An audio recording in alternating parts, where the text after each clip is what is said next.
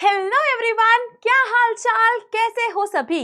I hope सब बहुत बढ़िया हैं, सबकी पढ़ाई मस्त चल रही है। और हमारी इस वन शॉट की सीरीज में आज हम लोग क्लास 7 का टॉपिक क्लाइमेट्स ऑफ इंडिया को समझने वाले हैं। A very important topic, a very interesting topic. और भैया ये अगर तुमने समझ लिया तो तुम ज्योग्राफी को काफी ज्यादा समझने लग जाओगे। तो भाई इजी चैप्टर है, फटाफट स्टार्ट करते हैं क्लाइमेट्स ऑफ इंडिया। और जो मुझे नहीं जानते हैं भाई बता दूं, मेरा नाम है सृष्टि और मैं हूं आप लोगों की SST mentor. Let's get started भैया। कि सबसे पहले क्लाइमेट समझने से पहले 3 टर्म्स को समझ लो, है ना। गाना सुना है हम सभी ने कि आज मौसम बड़ा बेईमान है, बड़ा बेईमान है आज मौसम। तो भैया जब मौसम की बात हो रही है, जब बेईमान रहता है, यानी कि सुबह बारिश हो रही है, दोपहर में एकदम धूप आ गई है, रात को बहुत तेज ठंड लग रही है, इसे कहते हैं बेटा weather. What is weather? Weather is daily condition of the atmosphere like rain, sunshine or wind and it changes often. है ना, आजकल तो हम देख ही रहे हैं, है ना, किसी भी समय बारिश हो रही है, कभी उठ रहे हैं तो बहुत तेज धूप लग रही है। तो भाई वेदर वो चीज होती है जो बहुत जल्दी जल्दी चेंज हो जाता है ना। It is sunny outside, it is rainy today, तो all this terms refers to weather. ठीक है, उसके बाद आता है भैया क्लाइमेट। क्या होता है? Climate is average weather pattern of an area over many years. ये भैया चेंज नहीं होता, है ना, मौसम की तरह बेईमान नहीं है ना। ये कांस्टेंट बेटा क्या होता है, आप 10-12 साल के वेदर को एनालाइज करते हो, एग्जामिन करते हो और फिर किसी भी देश का आप एक क्लाइमेट निकालते हो। जैसे भारत का क्लाइमेट कैसा है बेटा, मॉनसून टाइप का क्लाइमेट है। तो आप जब 10-12 साल का एवरेज लेते हो, हाँ भैया वेदर ऐसा है यहाँ का, इस समय ऐसा है, उस समय वैसा है, पूरा एनालिसिस करके आप किसी देश का क्या दे पाते हो बेटा, क्लाइमेट दे पाते हो। तो डिफरेंस क्या है, वेदर एक शॉर्ट टर्म फिनोमिना है, climate is a long term phenomena. एक चीज और आती है सीजन्स। सीजन क्या होते हैं? Season are period in a year like spring, summer, autumn and winter that represents annually, है ना भैया। महीने कुछ आते हैं, कभी ठंड के महीने चल रहे हैं, कुछ गर्मी के महीने चल रहे हैं, कभी बारिश के महीने चल रहे हैं। तो सीजन्स क्या होते हैं? एनुअल पीरियड रहते हैं ईयर में, है ना। अप्रोक्सीमेटली 4 आप लोग पढ़ते हैं, ठीक है, autumn, winter, summer and spring. India में आप एक और पढ़ोगे जो कि है हमारा प्यारा सा मॉनसून। तो भैया ये होता है सीजन, वेदर, सीजन और क्लाइमेट। एक क्वेश्चन ये आ सकता है बेटा कि सीजन जो है वो वेदर से इन्फ्लुएंस होता है या क्लाइमेट से इन्फ्लुएंस होता है? ठीक है, वेदर के चेंज से सीजन चेंज होता है या क्लाइमेट के चेंज से होता है? तो just note it down, both is the correct answer भैया, दोनों के चेंजेस से, है ना। देखो वेदर चेंज होगा तो क्लाइमेट ऑटोमेटिकली चेंज होगा, तो दोनों के ही चेंजेस से बेटा सीजन पर क्या होता है, अफेक्ट होता है। Now India experiences 4 main season, spring, summer, autumn and winter, but with monsoon being an additional rainy season, है ना। और आपने थोड़ा सा हिंदी के नाम भी सुने होंगे, है ना, मैच द फॉलोइंग में आ सकते हैं भैया। वसंत स्प्रिंग कहते हैं, ग्रीष्म समर कहते हैं, वर्षा रेनी सीजन, शरद ऑटम सीजन, हेमंत प्री विंटर, शिशिर winter. This are some of the Hindi traditional name of the seasons. शरद पे आपने सुना होगा शरद पूर्णिमा बनती है भैया, शरद पूर्णिमा बनती है। तो इन्हीं महीनों के नाम से हमारे इंडिया में काफी सारे फेस्टिवल्स भी डेफिनेटली बेटा सेलिब्रेट किए जाते हैं। ठीक है, वसंत पे आपने सुना होगा वसंत पंचमी बनती है। ठीक है जी, चलिए। Now each seasons has their own festivals like Vasant Panchami in spring or Sharad Purnima in the autumn. Plants, animals, human all adjust to the season ना। अभी जस्ट मैं ऑफिस आ रही थी और कुछ समय पहले ही बारिश हो रही थी, अभी इतनी तेज ठंड होने लगी कि मुझे अपने स्वेटर, अपनी शॉल सब कुछ निकालना पड़ा। ठीक है, तो एनिमल्स हो, प्लांट्स हो, हम ह्यूमन बींग्स हो, everyone changes according to the season requirement. Crop grow in specific season, भैया गेहूं कभी होते हैं, कभी चावल होते हैं, कभी भुट्टे होते हैं। हर सीजन में हर क्रॉप नहीं होती, हर एक क्लाइमेट में हर एक क्रॉप नहीं होती है। Many trees shade there leaves और चेंज कलर इन ऑटम, है ना। बहुत सारे, कभी आप बैंगलोर जाओगे तो आपको पिंक कलर के फ्लावर्स की लेन दिखेगी, है ना। तो वो पर्टिकुलर सीजन्स में होती है, सीजन वाइज वहाँ पूरी पिंक कलर की फ्लावर, चेरी ब्लॉसम बोलते हैं शायद इसको, पूरी तरफ उधर वैसा मौसम होता है, ठीक है, वैसे पेड़ होते हैं। कभी कभी कोई पेड़ भैया किसी पर्टिकुलर सीजन में क्या होता है, अपने सारे पत्तों को झाड़ देता है, पतझड़ कहते हैं उसे, ठीक है। Animal grow thick fur to survive the cold winter month, और काफी सारे एनिमल जो है बेटा काफी ज्यादा विंटर को सर्वाइव करने के लिए अपने फर, अपने जो बाल होते हैं उसको थिक ग्रो करते हैं ना, थिक वो रहते हैं ताकि वो विंटर को क्या कर पाए, सर्वाइव कर पाए। अब बात करेंगे भैया क्लाइमेट ऑफ इंडिया की, कि भारत का जो क्लाइमेट है वो किस तरह का है। तो आपने देखा होगा यार, आप जिस रीजन में रहते हो, अगर आप मुंबई में, सच बताना है ना, मुंबई में रहते हो तो आपके वहाँ तो ठंड भी नहीं पड़ती है, आपके वहाँ तो गर्मी भी नहीं होती है, बारिश ज़रूर बढ़िया होती है। लेकिन अगर आप दिल्ली में रहते हो तो कड़ाके की ठंड पड़ती है और गंदी गर्मी पड़ती है। आप उत्तराखंड वगैरह रहते हो, हमेशा ठंडा है ना, टेम्परेचर हमेशा डाउन। राजस्थान में रहते हो, हमेशा गर्म है ना, हमेशा आपको गर्मी लगेगी। नॉर्थ ईस्ट में आप जाओगे तो झमाझम आपको बारिश मिलेगी। तो भारत भाई ऐसा देश है जहाँ बहुत सारे क्लाइमेट आपको एक्सपीरियंस करने को मिल जाएंगे। सबसे ऊपर हमारे नॉर्थ में हिमालय तरफ एल्पाइन क्लाइमेट, वेरी कोल्ड, ठंडा, बिल्कुल ठंडा वाला क्लाइमेट यहाँ पर आपको मिलेगा।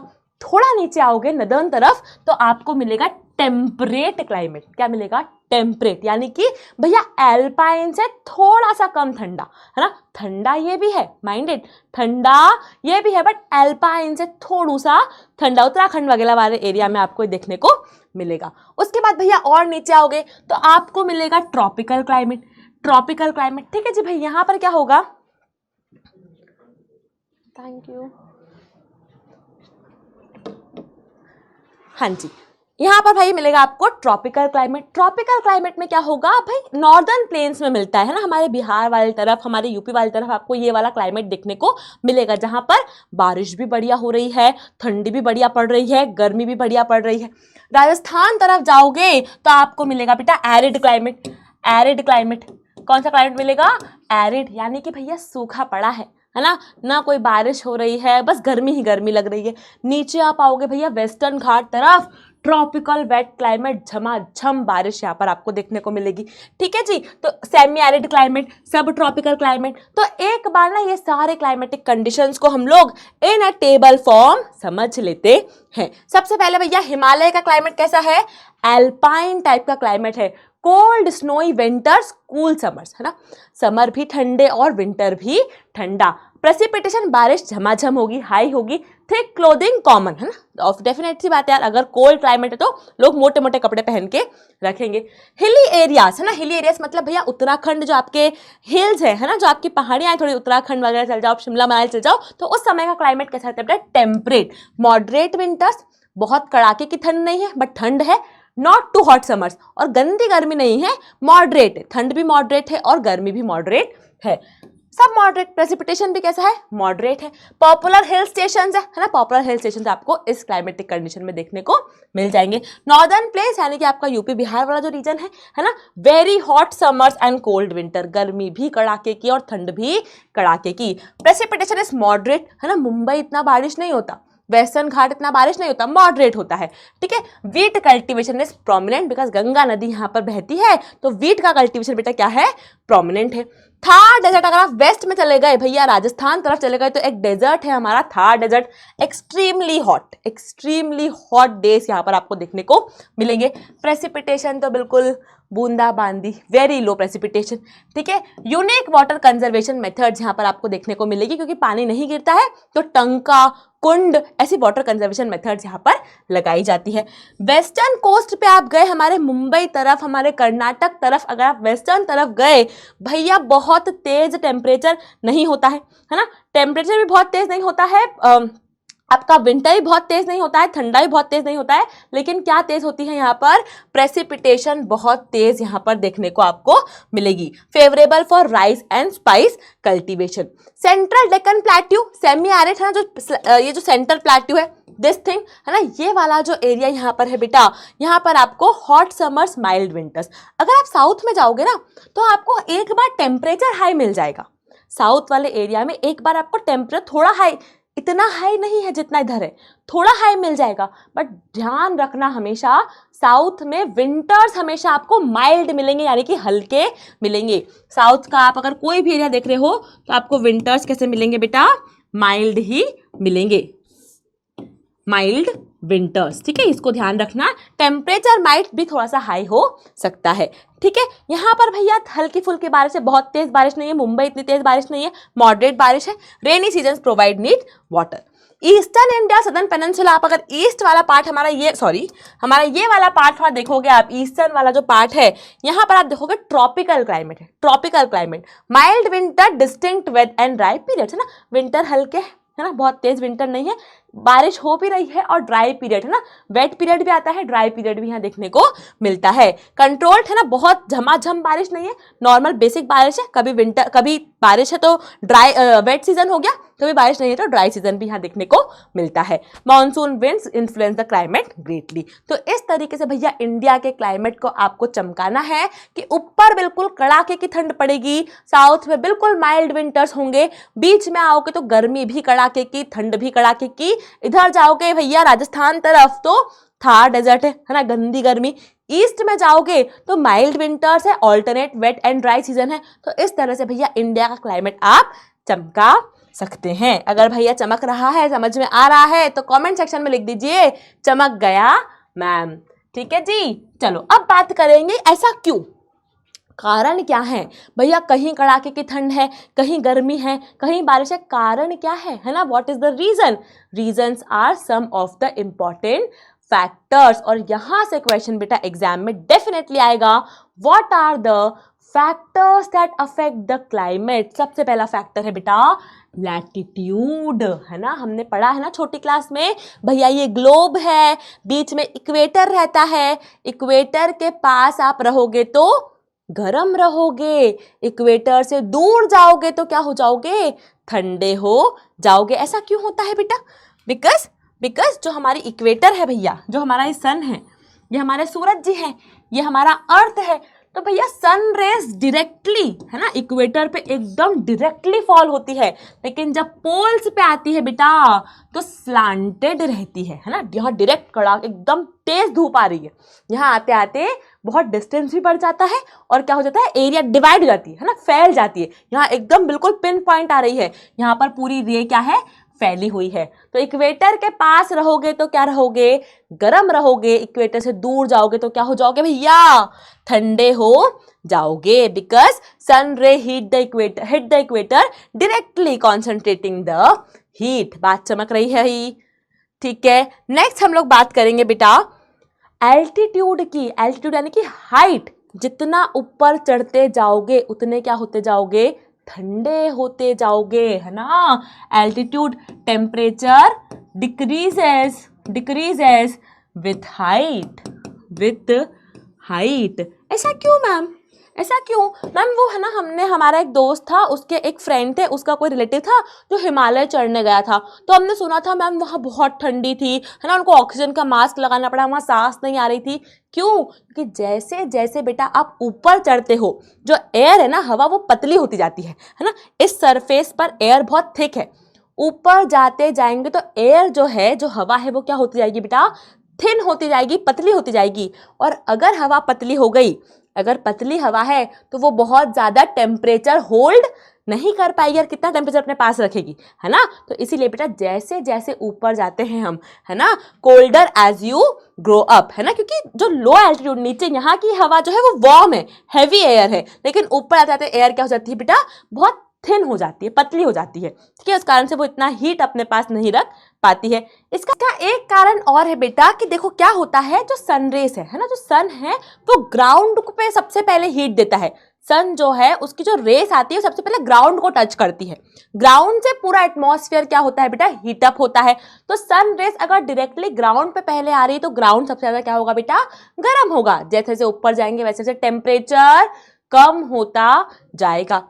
नेक्स्ट हम बात करेंगे एल्टीट्यूड, जो मैंने अभी तुम्हें जस्ट बताया, this is the altitude. Next is proximity to the sea. भैया ध्यान रखिएगा, है ना, ध्यान रखिएगा कि जो सी है वो आदमी है ना, सी क्या है, आदमी है, और जो लैंड है वो औरत है कैसे मैम, क्या मतलब हुआ इसका? भैया सी जो है वो बहुत मॉडरेट रहता है ना ज़्यादा ठंडा हो रहा है ना गर्म, है ना। अगर गुस्सा आ रहा है तो ना ज़्यादा बड़बड़ हो रही है, ना ज़्यादा ठंडा हो रहा है ना गर्म, मॉडरेटिंग वाला इफेक्ट है। लेकिन जो लैंड है वो औरत है ना। अगर गुस्सा आ रहा है तो बहुत तेज, बिल्कुल गर्म होके चिल्ला चोट होगी, ठीक है। तो लैंड क्या है, एक फीमेल है, और सी क्या है, एक मेल है। सी जो है बेटा हमेशा मॉडरेटिंग इफेक्ट शो करता है ना। अगर गर्मी आई भी है तो धीरे धीरे गर्म होगा, धीरे धीरे ठंडा होगा। लेकिन भैया जो अपनी लैंड है वो क्या है, एकदम से गर्म होगी, एकदम से ठंडी होगी, है ना। एज अ फीमेल कि भैया एकदम से गुस्सा आया, एकदम से ठंडा हुआ, ठीक है। मम्मियों को देखा होगा आपने, एकदम तेज गुस्सा करेंगी, फिर खाना खिलाने पे खुद ही आ जाएंगी। सिमिलरली भैया लैंड जो है वहां पर एक्सट्रीम इफेक्ट शो होते हैं। याद रखिएगा, लैंड जो है बेटा ये एक्सट्रीम है, एक्सट्रीम। और वाटर जो है बेटा वो मॉडरेट है ना, ठहरा हुआ, प्यारा सा, शांत सा।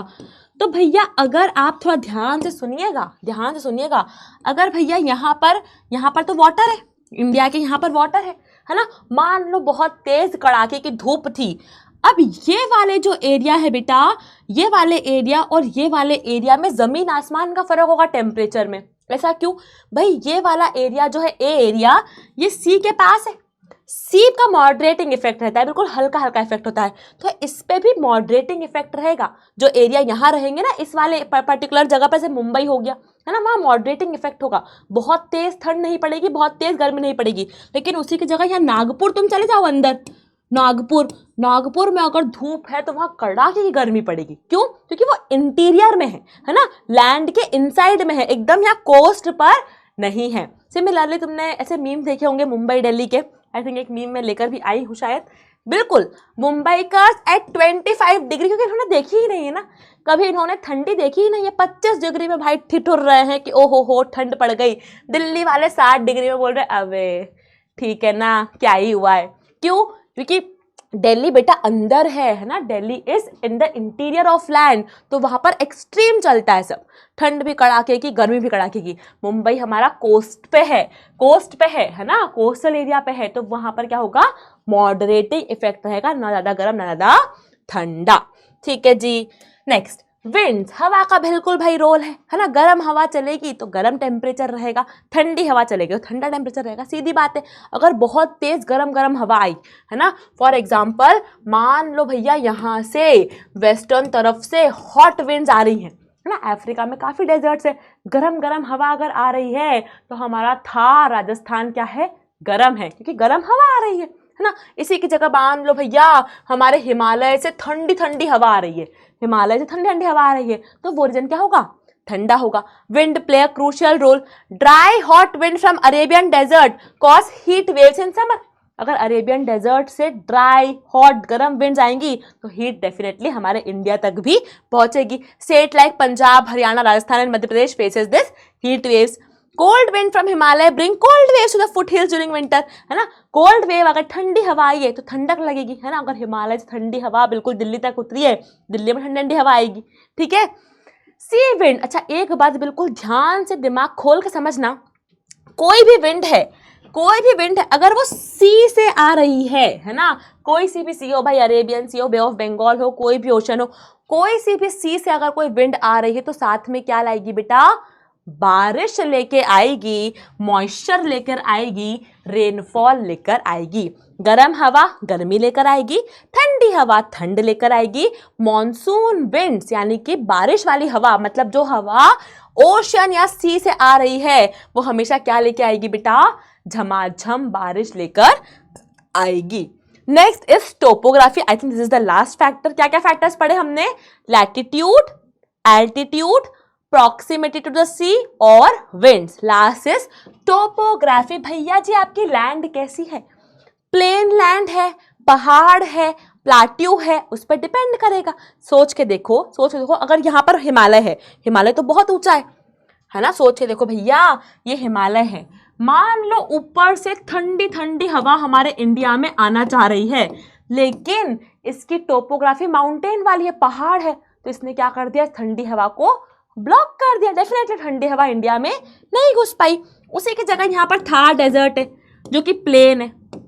थार डेजर्ट क्या है, प्लेन एरिया है, ना कोई पहाड़ है, ना कोई प्लाट्यू है, ठीक है। तो अगर कोई गर्म हवा यहाँ से आएगी, अगर कोई गर्म हवा यहाँ से आएगी तो थार डेजर्ट उसको रोक नहीं पाएगा, इसीलिए वो इंडिया के अंदर एंटर हो जाएगी। तो आपका टोपोग्राफी कैसा है, कोई पहाड़ है, कोई प्लेन लैंड है, उस पर भी डिपेंड करता है किसी भी एरिया का टेम्परेचर या फिर से कह लो उसका क्लाइमेट। तो 5 चीजें पढ़ी बेटा, latitude, altitude, proximity to the sea, winds और टोपोग्राफी। आई होप लेक्चर अभी तक बिल्कुल क्रिस्टल क्लियर और बढ़िया तरीके से समझ में आ रहा होगा, ठीक है। नेक्स्ट हम लोग आगे बढ़ेंगे बेटा। अच्छा, एक छोटा सा टॉपिक है, ये भी पहले कर लेते हैं। एक्चुअली ये इसका टॉपिक नहीं है, ये इसका टॉपिक नहीं है, फैक्टर्स अफेक्टिंग का। माइक्रो क्लाइमेट है ना, माइक्रो मतलब छोटू सा, है ना, छोटू सा क्लाइमेट। ये क्या होता है? तो भैया आजकल सिटियों में देखना तुम, है ना, शहरों में देखना, लंबी लंबी मल्टियाँ, लंबी लंबी बिल्डिंग्स बन गई हैं। तो उस पर्टिकुलर एरिया में तुम्हें कभी गर्म हवा, ठंडी हवा का महसूस ही नहीं होगा, है ना। तुम्हें ठंडी प्यारी वाली हवा जो आती है वो तो कभी महसूस ही नहीं होगी। क्यों? क्योंकि आसपास भैया पेड़ पौधे काट के इतनी ज़्यादा मल्टियाँ बन गई हैं, इतना ज़्यादा सीमेंट वगैरह वहाँ पर लग गया है कि भैया अंदर तक हवा ही नहीं आती। तो माइक्रो क्लाइमेट क्या होता है बेटा? एक छोटी सी जगह का, स्मॉल एरिया का क्लाइमेट, है ना, एनक्लोज्ड वैली का, डेंस फॉरेस्ट का, या अर्बन हीट आइलैंड। देखो फॉर एन एग्जाम्पल, मान लो एक बहुत बड़ी सिटी है, उस सिटी के बीचों बीच एक बहुत घना जंगल है। तो बेटा उस सिटी का टेम्परेचर, क्लाइमेट और इस घने जंगल के क्लाइमेट में बहुत फर्क होगा, है ना। तो इस घने जंगल के क्लाइमेट को क्या कहेंगे? Micro climate. क्यों? क्योंकि यहाँ बड़ा बढ़िया जंगल है यार, हवा भी तेज चल रही होगी, बारिश भी यहाँ तेज होती होगी, सिटी में इतनी नहीं हो रही होगी। तो when you talk about a smaller area, छोटे एरिया की बात करते हो बेटा, उसे कहते हैं हम micro climate. Urban island, heat island trap heat due to concentrate structure and lack of vegetation. This microclimate affect local flora, fauna, crops and human health. Definite सी बात। What is urban heat island? When urban शहरी area में, छोटे छोटे area में बहुत बड़ी बड़ी मल्टियाँ बन गई है, तो भाई हीट आइलैंड बन गया। इतना सीमेंट वहाँ पर आ गया है कि बहुत सारी हीट क्या होती है, कैप्चर या ट्रैप हो जाती है, उस कारण से वो पूरा एरिया काफ़ी ज़्यादा हीट हो जाता है, उसे कहते हैं अर्बन हीट आइलैंड, ठीक है। उसके कारण आपकी हेल्थ इफेक्ट होती है डेफिनेटली। फ्लोरा फौना, वहाँ के फ्रूट्स, वहाँ भैया मैं गाँव से हूँ, है ना, और मैं रहती अभी नोएडा में हूँ, है ना। तो गाँव जाके गाँव के आप फल खाओ, फ्रूट्स वगैरह खाओ तो आपको अलग ही आनंद आता है, और आप वही फल फूल वहाँ खाओ नोएडा में, आपको जमीन आसमान का टेस्ट का फर्क लगेगा। क्यों? ये यहाँ का क्लाइमेट वहाँ का क्लाइमेट बिल्कुल अलग अलग डेफिनेटली है, इसे कहते हैं बेटा माइक्रो क्लाइमेट, है ना। नेक्स्ट टॉपिक जो है बेटा द मॉनसून। अच्छा, ये चैप्टर थोड़ा सा बड़ा है, थोड़ा सा समझने के लिए ज़्यादा डीप है। एज अ क्लास 7th वाला प्यारा सा बच्चा थोड़ा डीप है। एक बार दिमाग खोल के कॉन्सेंट्रेशन से पढ़ना, अगर लग रहा है तो ब्रेक ले लेके भी पढ़ सकते हो, ठीक है जी। एक बार बिल्कुल कॉन्सेंट्रेशन से समझना तो बिल्कुल समझ में आएगा। नेक्स्ट इज बेटा मॉनसून। मॉनसून शब्द बेटा एक अरबिक वर्ड मौसम से आया है, जिसका मतलब होता है सीजनल विंड्स, है ना, सीजनल विंड्स। मॉनसून वो हवा होती है बेटा जो कोई ओशन से भैया घुस रही है और वो बारिश करवा रही है, उस विंड को क्या कह देते हैं? मॉनसून विंड, जो सीजन टू सीजन चलती है over Indian ocean and south Asia. Monsoon happen because land heats and cool faster than.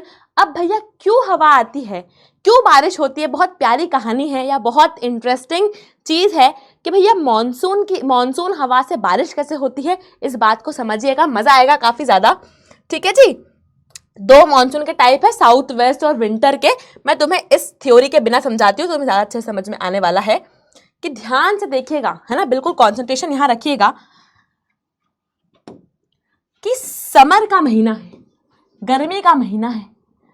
Summer के महीने में क्या हो रहा है भैया? ये हमारा इंडिया है, मान लो ये हमारा इंडिया है,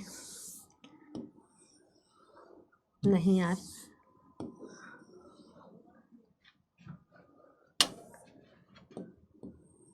ठीक है, ये हमारा इंडिया है। अब भैया अरे बिल्कुल, चलो ये हमारा इंडिया है भैया।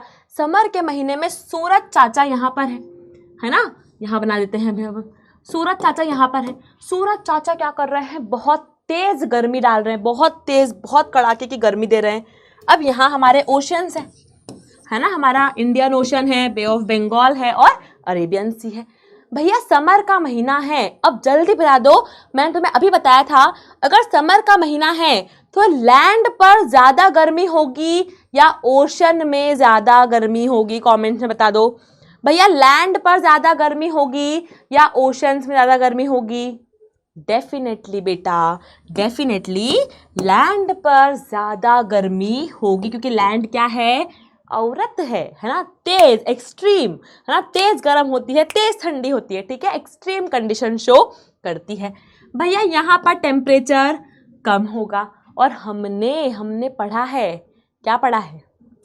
हमने पढ़ा है कि टेम्परेचर अगर ज्यादा होगा तो वहां पर हमेशा प्रेशर क्या होगा? कम होगा, है ना। जहां टेम्परेचर ज्यादा होता है बेटा वहां प्रेशर क्या होता है? कम होता है। यहाँ लो प्रेशर होगा, यहाँ पर बेटा हाई प्रेशर होगा, हाई प्रेशर होगा। अब हमें मैम ये भी पता है कि हवा जो है, विंड जो है, वो हमेशा हाई प्रेशर से लो प्रेशर की ओर चलती है। विंड हमेशा हाई प्रेशर से लो प्रेशर की ओर चलती है। तो जब ये बेटा विंड चलेगी तो क्या ये मॉइस्चर कलेक्ट करेगी? यस और नो? भैया ये अरेबियन सी से मॉइस्चर कलेक्ट करेगी? हाँ मैम डेफिनेटली, क्योंकि मॉनसून विंड चल रही है, सी से विंड चल रही है। तो क्या होगा? जब भी बेटा ये हवा चलेगी, ये जब भी हवा चलेगी तो क्या होगा भाई? तो बनेंगे बादल, और क्या होगी? झमाझम बारिश होगी। इसीलिए बेटा गर्मी के बाद क्या आता है? समर का महीना आता है। इसे कहते हैं साउथ वेस्ट मॉनसून। क्या कहते हैं इसे कहते हैं बेटा south west. Ma'am south west क्यों कहते हैं भैया? साउथ वेस्ट इसलिए कहते हैं कि जो ये हवा आ रही है, जो ये विंड आ रही है, ये साउथ और वेस्ट तरफ से आ रही है। साउथ और वेस्ट तरफ से ये हवा आ रही है, इसीलिए इस मॉनसून को क्या कहते हैं? साउथ वेस्ट मॉनसून कहते हैं। अब भैया अब मान लो गर्मी का मौसम चला गया, ठीक है जी, गर्मी का मौसम चला गया, मैम मान ली आपकी बात। थोड़ी सी हमारी लाइन टेढ़ी हो गई है पर कोई बात नहीं, ठीक है। अब आ गया विंटर का महीना, ठंड का महीना। ठंड के महीने में जल्दी मुझे बता दो, ठंड के महीने में जल्दी मुझे बता दो, क्या लैंड का टेम्परेचर ज्यादा होगा या कम होगा? अरे भैया समर का उल्टा विंटर में हो जाएगा। मैम अब भैया जो औरत है यानी कि जो लैंड है वो ठंड में क्या रहेगी? ठंडी रहेगी, है ना, बिल्कुल दिमाग ठंडा है। तो टेम्परेचर कम, यहाँ हमारा ओशियन है, यहाँ हमारा ओशियन है, ओशियन का टेम्परेचर मैम ज्यादा। टेम्परेचर ज्यादा मतलब प्रेशर कम, लो प्रेशर। टेम्परेचर कम मतलब प्रेशर हाई, हाई प्रेशर, ठीक है। टेम्परेचर कम प्रेशर ज्यादा, टेम्परेचर ज्यादा प्रेशर कम, उल्टे चलते हैं ये, टेम्परेचर ज्यादा प्रेशर कम, प्रेशर ज्यादा टेम्परेचर कम, हमेशा याद रखना है। अब विंड कैसे चलेगी भैया?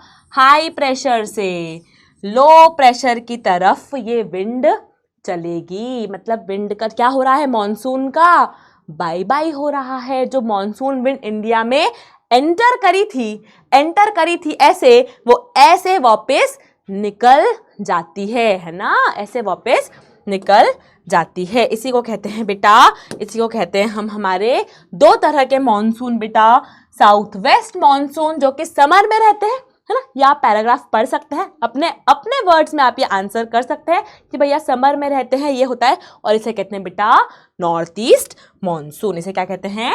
North east monsoon. अब बेटा नॉर्थ ईस्ट मॉनसून की एक और खासियत है, नॉर्थ ईस्ट मॉनसून की एक खासियत और है। क्या खासियत है? कि सम विंड, इसमें क्या होता है नॉर्थ ईस्ट मॉनसून में, some wind over the bay of Bengal pick up the moisture cause rain in south and east India, specially Tamil Nadu वाले रीजन में कभी देखना ठंड में बारिश होती है। तमिलनाडु वाले रीजन में देखना कभी ठंड में बारिश होती है। क्यों? क्योंकि जब ये विंड जा रही होती है बेटा, जब ये विंड बाय बाय हो रही होती है, जब ये विंड जा रही होती है, तो यहाँ देखना ये एक विंड क्या करती है? बे ऑफ बंगाल से थोड़ा सा मॉइस्चर ले लेती है। दिख रहा है तुम्हें? ये विंड पानी से जा रही है, ये विंड पानी से आ रही है, तो यहाँ से थोड़ा सा मॉइस्चर लेके बे ऑफ बंगाल वाले एरिया में, सॉरी हमारे तमिलनाडु वाले रीजन में बारिश गिरवा के फिर बाहर निकलती है। ठीक है। तो सम विंड, जब भाई मॉनसून बाहर जा रहा होता है, बाय बाय हो रहा होता है, तो कुछ विंड क्या करती है, बे ऑफ बंगाल से मॉइस्चर पकड़ के साउथ इंडिया में और हमारा थोड़ा सा ईस्ट इंडिया में बारिश करवा देती है। आई होप बात समझ में आई होगी कि भैया समर में अंदर आती है, विंटर में बाहर जाती है, इस समय बारिश होती है, इस समय सिर्फ साउथ इंडिया और थोड़ा सा हमारा ईस्टर्न पार्ट पे बारिश होती है। इसे कहते हैं साउथ वेस्ट मॉनसून, इसे कहते हैं north east monsoon. I hope ये बात बिल्कुल क्रिस्टल क्लियर चमक गई होगी। ठीक है जी, ठीक है। नेक्स्ट एक टॉपिक है कि भैया मेघालय में मॉनसून राम करके एक जगह है जहां पर बहुत मैक्सिमम बारिश इस जगह पर होती है। एमसीक्यू या फिर इन द ब्लैंक्स में आ सकता है। 11,000 मिलीमीटर सालाना यहाँ पर बारिश देखने को बेटा मिलती है। ठीक है। नेक्स्ट, अच्छा कुछ और चीजें हैं जहां पर हमें एक बार देखना है कि ट्रेडिशनल मॉनसून प्रेडिक्शन, तो पहले के जमाने में इतना आईएमडी है ना, इतना प्रेडिक्शन तो था नहीं। तो पहले के ज़माने के लोग बेटा नेचर को देखकर कि मछलियाँ क्या कर रही हैं, नेचर को देखकर है ना, भैया नेस्ट कितनी हाइट पर बन रहे हैं, कितनी लंबी हाइट, इस नेचर के वेरिएशन को देखकर प्रेडिक्ट कर लेते थे कि इस साल कैसा बारिश होगी, इस साल बारिश होगी नहीं होगी। कि भैया फिशरमैन और fish up high monsoon is high, अगर फिश जो है वो लंबी लंबी दिख रही है कि भैया लंबी लंबी फिश आपको दिख रही है ना, इसमें गोते लगाते हुए दिख रही है ओशंस में, तो मतलब इस साल मॉनसून बढ़िया होगा, है ना। गोल्डन ट्री अगर शावर हो रहा है ना, अगर शावर ब्लॉसम हो रहा है, गोल्डन ट्री के पत्ते झड़ रहे हैं, है ना, ब्लॉसम हो रहा है वो बढ़िया तरीके से, तो आपको दिखेगा कि भैया मॉनसून आने वाला है ना, रेन आ जाएगी 50 दिन में, है ना। ब्लूम हो रहा है, मतलब पत्ते झड़ नहीं रहे हैं, ब्लूम हो रहा है, ठीक है, वो घना हो रहा है, फैल रहा है, तो आपको पता चलेगा कि रेन आ जाएगी 50 डेज में।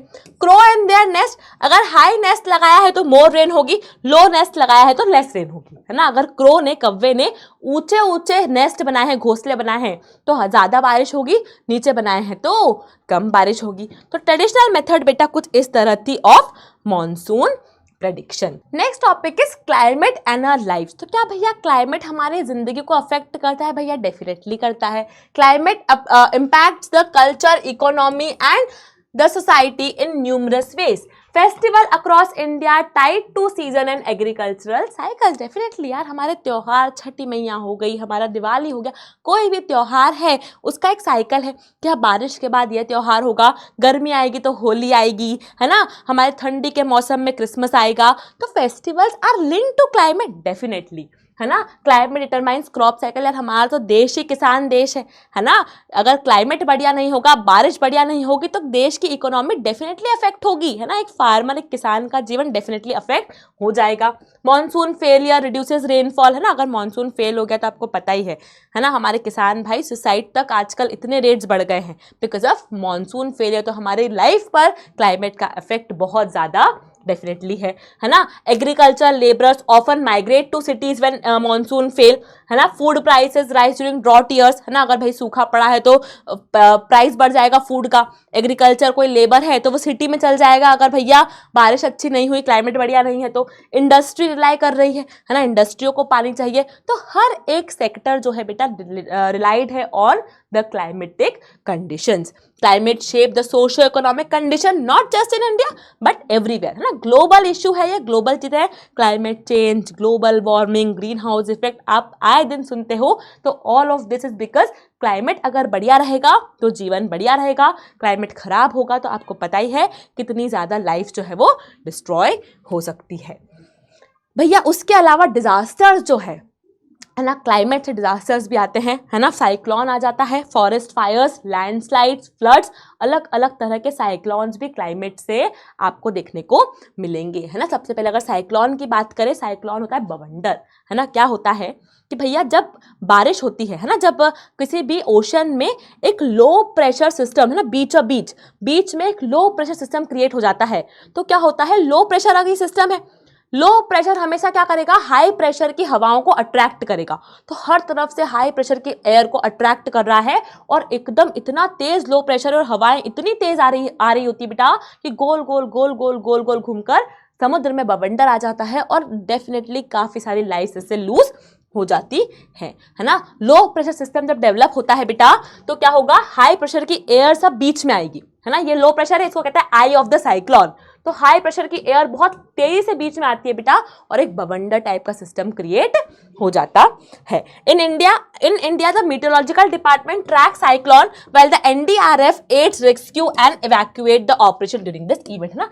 ट्रैकिंग होती है साइक्लोन्स की, प्रेडिक्ट किया जाता है कि भैया साइक्लोन आने वाला है क्या, प्रेडिक्शंस होते हैं। तो आईएमडी इंडिया मीटरोलॉजिकल डिपार्टमेंट इसको क्या करता है, प्रेडिक्ट करता है, और NDRF national disaster response force जो है बेटा इसके लिए क्या करता है, रेस्क्यू ऑपरेशंस क्रिएट करता है ना। रेस्क्यू भैया बचाना, अगर कोई साइक्लोन में लॉस ऑफ लाइफ हो रहा है, लोग फंस गए हैं, तो बचाने का काम किसका है, एनडीआरएफ का है। फ्लड्स, जब बहुत तेज बारिश होती है, हेवी रेनफॉल हो जाती है, ओवरफ्लोइंग हो जाती है रिवर्स की, तो बाढ़ें आ जाती है। रिसेंटली हमने देखा यार अलग अलग एरियाज में बाढ़ें आ रही हैं। पंजाब फ्लड्स एक रीसेंट एग्जाम्पल इसका आप देख सकते हैं। यूपी, बिहार, केरला, आंध्र प्रदेश, असम में ये अक्सर होता है। In the Himalayas glacier lake sometime overflow causing glacier lake outburst flood. The 2013 Uttarakhand glacier burst killed around 6000 people and destroyed numerous villages, है ना। हम ये भूल नहीं सकते हैं जो उत्तराखंड की घटना हुई थी। क्या होता है भैया कि जहाँ बर्फ जमी होती है, जहाँ ग्लेशियर्स होते हैं, वहाँ जब बर्फ पिघलने लगते हैं तो ग्लेशियर लेक बनती है,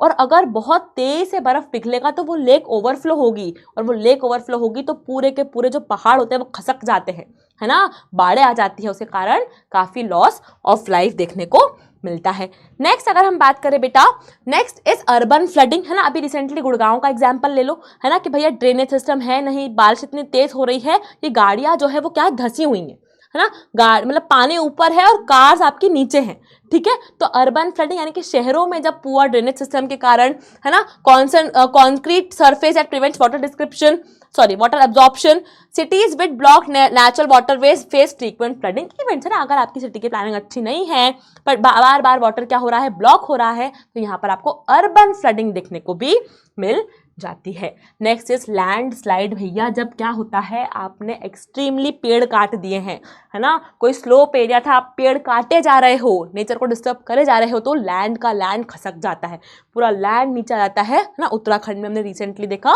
कितनी लैंडस्लाइड्स हुई हैं। तो this is sudden collapse of rock, soil और डेब्रिज डाउन अ स्लोप, है ना, जब स्लोपी एरिया पर एकदम से वो पूरा का पूरा रॉक, पूरा का पूरा चट्टान नीचे खसक जाता है, उसे कहते हैं landslide. Triggered by heavy rain, है ना, अर्थक्वेक आ गया, वोल्केनो फट गया, इसे कारण देखने को मिलता है। हिमाचल, उत्तराखंड, सिक्किम और वेस्टर्न घाट्स पे बहुत ज़्यादा फ्रीक्वेंट है बेटा, और मानसून बारिश के महीने में आपको काफ़ी ज़्यादा लैंडस्लाइड्स देखने को डेफिनेटली मिलेगी।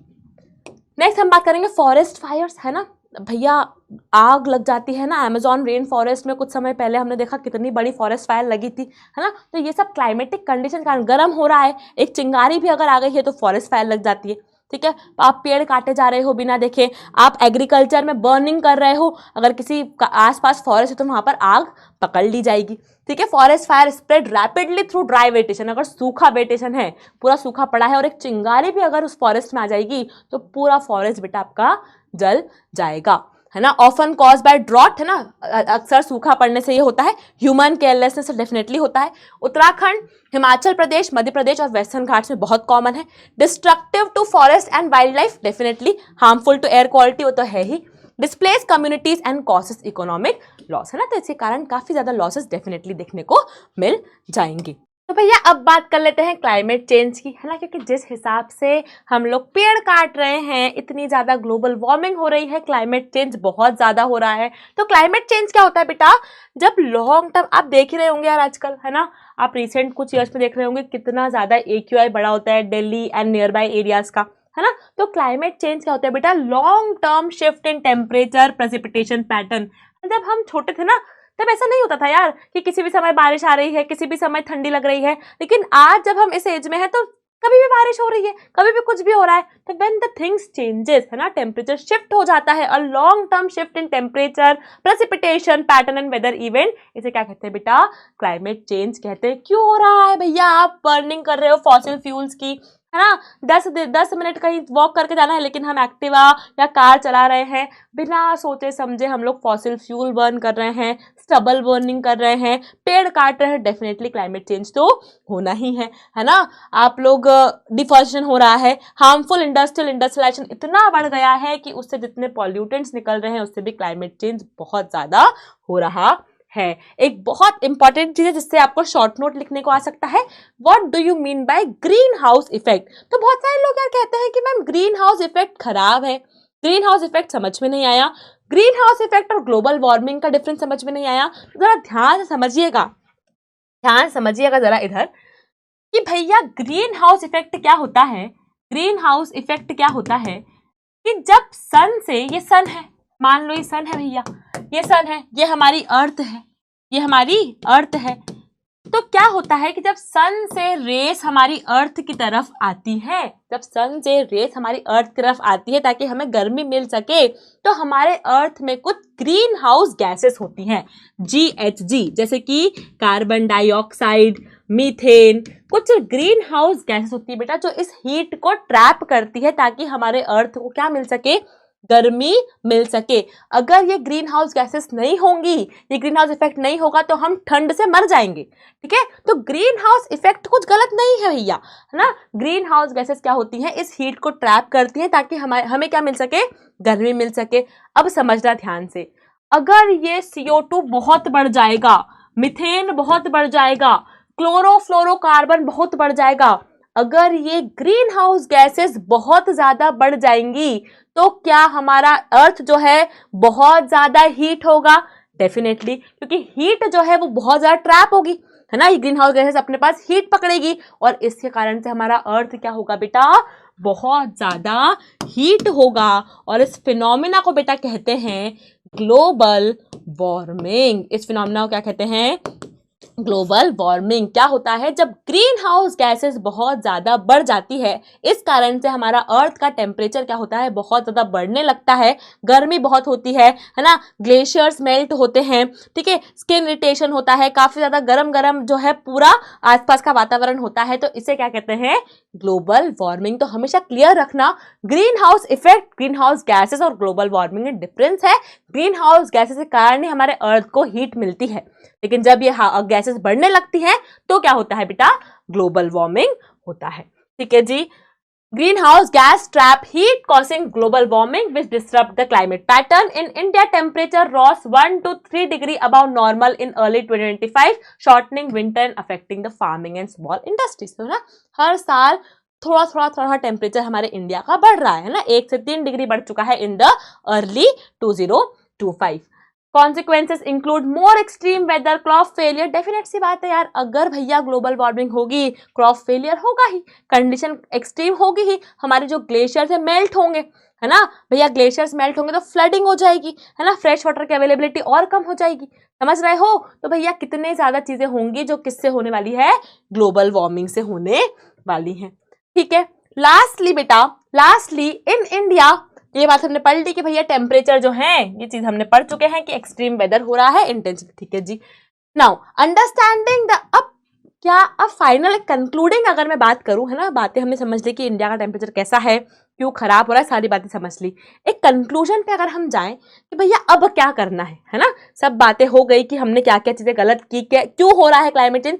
एक कंक्लूजन बेटा यही है कि अगर हम क्लाइमेट चेंज को समझेंगे, है ना, इसके बारे में डिस्कशन होगा ग्लोबली भी और इंडिया में भी, तभी क्या हो सकता है, हम लोग सर्वाइव कर सकते हैं, है ना। अगर हमें पता होगा कि साइक्लोन आने वाला है तो डिजास्टर के लिए प्रिपेयर हम लोग हो जाएंगे, है ना। इंडियन मीटरोलॉजिकल डिपार्टमेंट NDRF को और हेल्प मिलेगी।